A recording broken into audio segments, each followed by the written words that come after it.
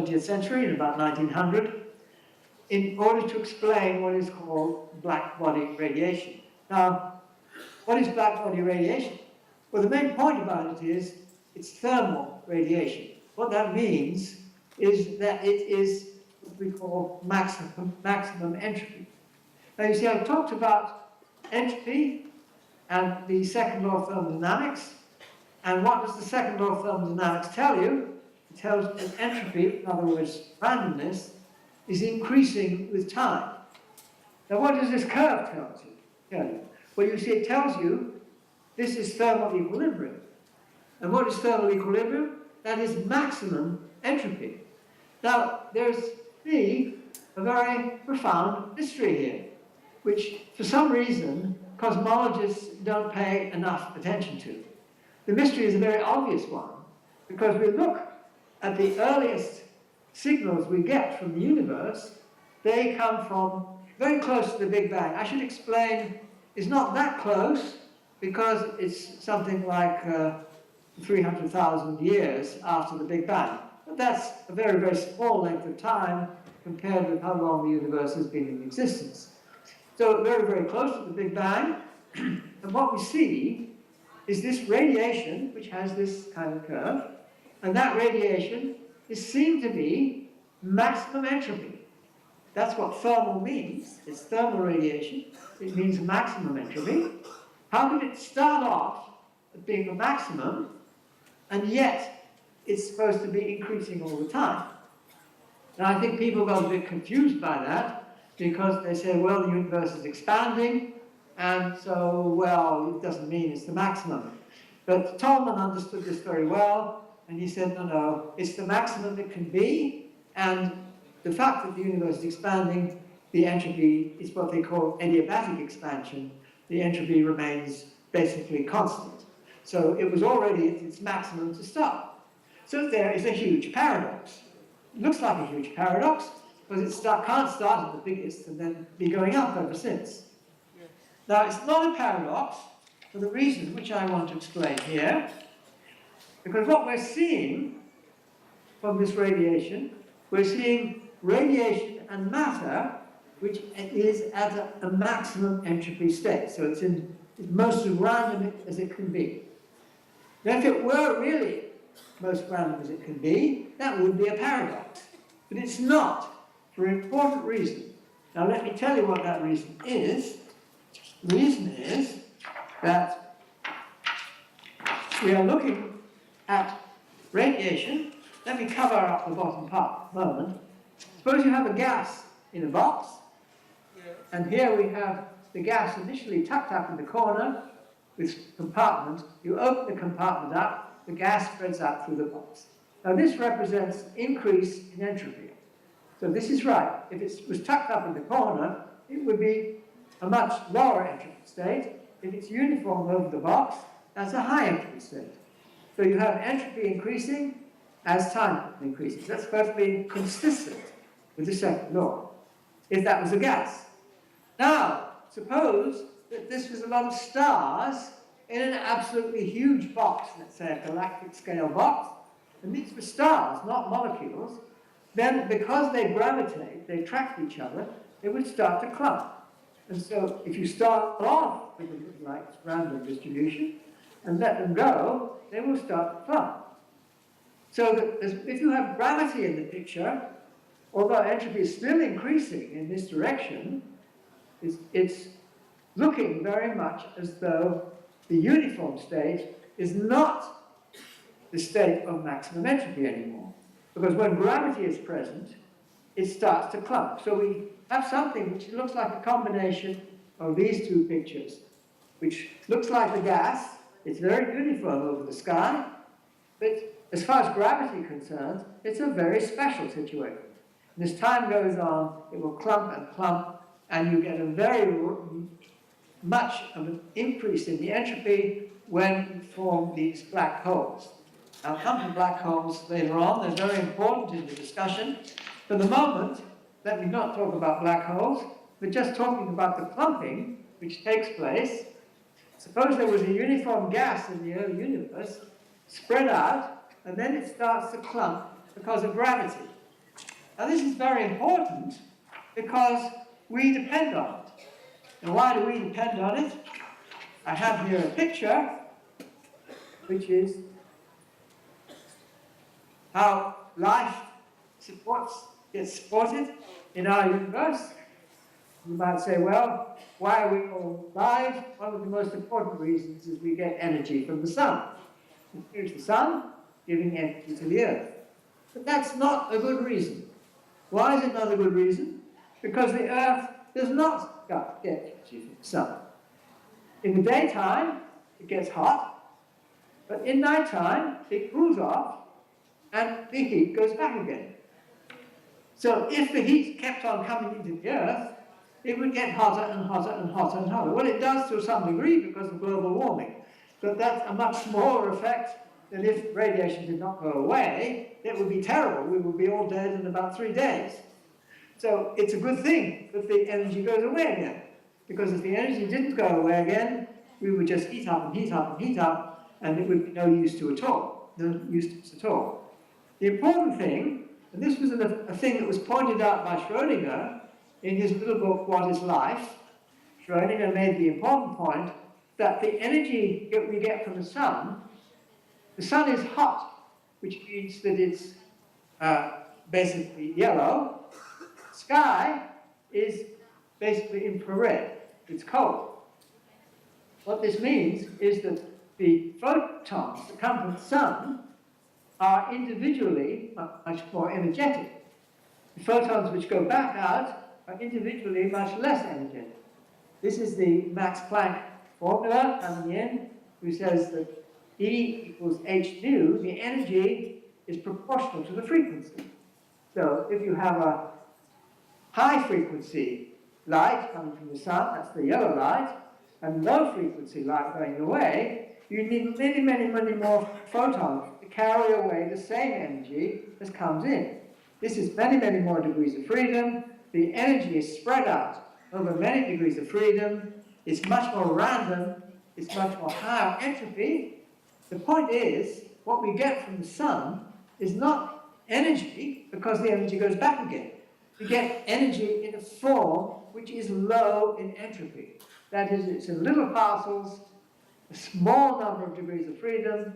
The plants make use of this. They build up their substance, and we eat plants, or we might eat animals and eat plants. The point is that the plants take advantage of low entropy energy which the sun produces to build up their substance, and that is what we use to live on. And it's because of the low entropy in the sun, which is why we survive. And why is it low entropy? Well, the point is that the sun is there at all. It's quite complicated because of thermonuclear reactions and all sorts of things like that, but they're all secondary things. The main thing is that the sun is there. And the sun is there because it is clumped together by gravity. And the distribution of material was uniform previously, but because the material gravitated, and then it got hot, so the sun's a hot spot, dark sky. Dark is the imbalance between hot and dark is the neutral. If the sky was the same temperature as the sun all the way around, it would be completely useless. We would all be roasted, of course. It is also useless to any kind of creature. There would be no way of taking advantage of it. What we'd take advantage of is the difference in temperature between the sun and the sky, and that comes about because gravitational clumping. It's the sun was clumped gravitationally and got hot. Okay, there are other things taking place, thermonuclear reactions and so on, which are also important, but the main thing is that the sun is hot in the dark sky, and that is where the entropy is not at its maximum. So as time progressed, well, let me put it another way. There was this reservoir of low entropy in the uniformity of the universe. If the universe had already clumped and was very, very irregular, it would be no use to us. But fortunately, the universe started out very, very uniform. And this is a great puzzle. It's a puzzle which is not solved by inflation.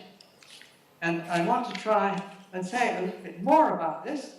First of all, let me say a little bit more about the, I put one of the picture away that I didn't mean to, just a second, about the situation of the black hole. You see, represents a very strong increase in entropy.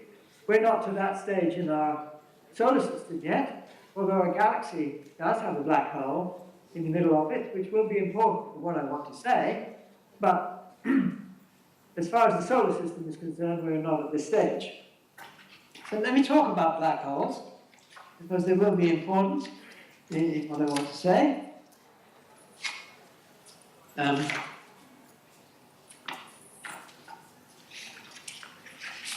Now, most of my pictures will be, in some form or another, space-time pictures.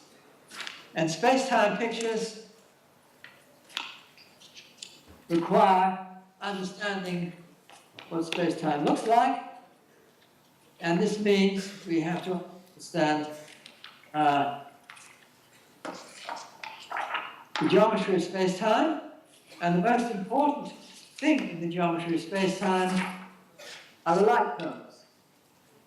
So here we have a light cone, and what does this mean? Well, you see, at every point in space-time, you must imagine, in your imagination, there is drawn one of these little cones. This cone tells you, it's got a past cone and a future cone, this time is going this way still. It tells you what a flash of light would do, and this is the spatial picture here. So there is the flash of light in the middle. The next moment, we have to think of the light as, next moment we think of the light flash is moved to here, and that's this part. See, I don't have enough dimensions in my picture here. This is really a two-dimensional sphere as the flash of light comes out. This is really a two-dimensional sphere here as the flash of light comes out. This is the spatial picture, flash of light there, next moment, next moment.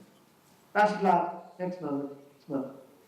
And if you had an imploding flash of light, that would be the past cone. Now you see, if there happened to be a flash of light here, the light would actually follow that cone.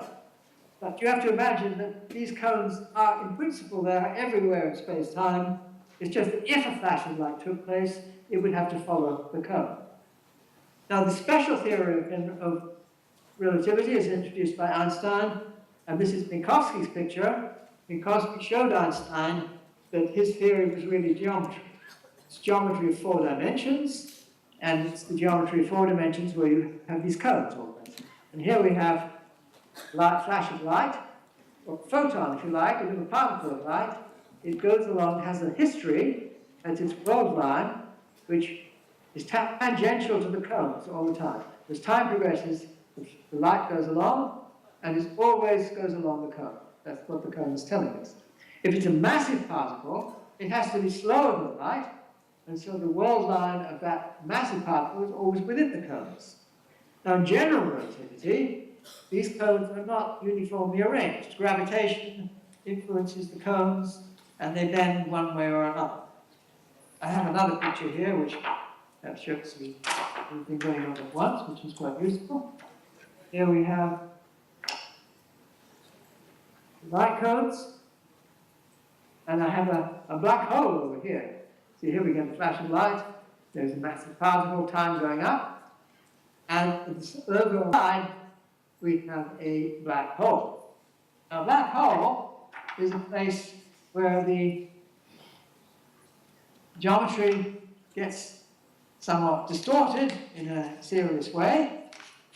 And I want to have my picture of a black hole, which is a picture where we have the light cones being distorted in this way. Here we have initially that time is again going up. Here we have some body, say a nova-massive star, which collapsed.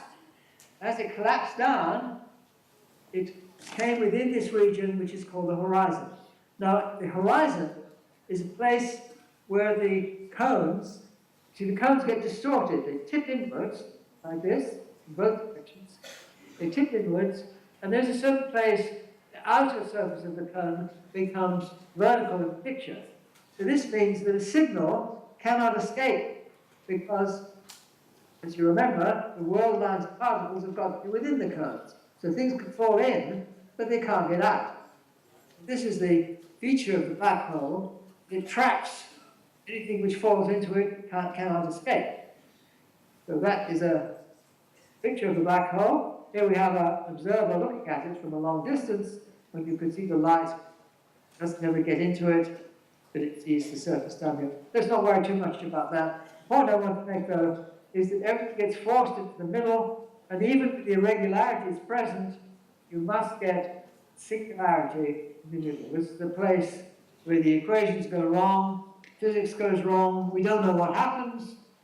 It looks as though curvatures get so big that everything gets destroyed. And that is the picture we have. Not very nice, nevertheless, it's important for the physics that we understand today. Now, I want to try and modify the picture which I just had of the universe as a whole, and try and put some black holes in it. So here we have the universe as before, but I'm going to put some black holes in it. They will form and they will get more and more as time goes on.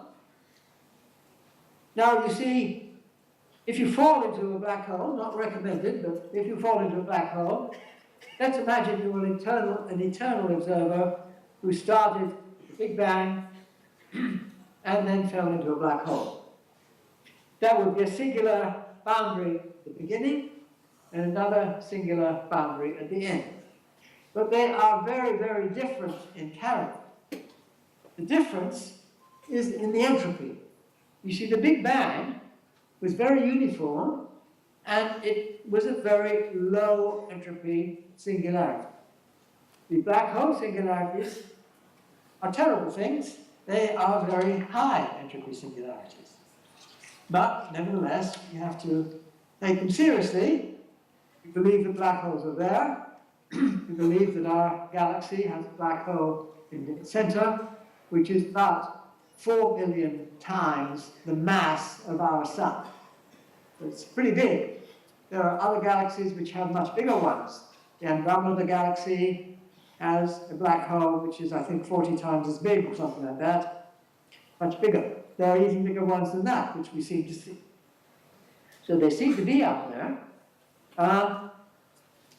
Now, since they seem to be there, what I want to try and say is, you could put inflation in here, it doesn't help. Why doesn't it help? There is something very mysterious about the beginning of the universe, which is that the entropy of the Big Bang was very low, which means it's very uniform. Now let me try and explain to you why nothing like inflation can help this. And I want you to imagine that the universe was collapsing. Now, I'm not saying that it will collapse. In fact, I don't think it ever will. But let's imagine it was collapsing. Certainly imagine it. And let's suppose that it's a little bit irregular. So this picture, if it's actually our universe turned upside down, it is very, very smooth in the beginning. But let's suppose there were small irregularities, very small ones, and they would build up, build up, build up. As the entropy increases, they become very, very irregular at the end. And the picture we would have is nothing like the one I have there. It's much more like this picture. That there were many, many black holes all congealing into one incredible mess. And that would be the fate of a general collapsing universe with the second law of thermodynamics, with entropy increasing and increasing and increasing to an enormous figure here. And that is something that we would expect in a theoretical collapsing universe. Now, since the equations allow that, and these equations can include not just Einstein's equations, they can include all the equations that you want to put in for inflation, fine, doesn't make any difference. The picture will be, I think I've actually chosen my picture. I think I had it here, but never mind. Here we have our universe, and there we have the like that. And we could easily have had a universe, theoretically, which was not like that, but like this initial great mass. It would be much, much, much more likely. Why much more likely? Because entropy is a measure of randomness, and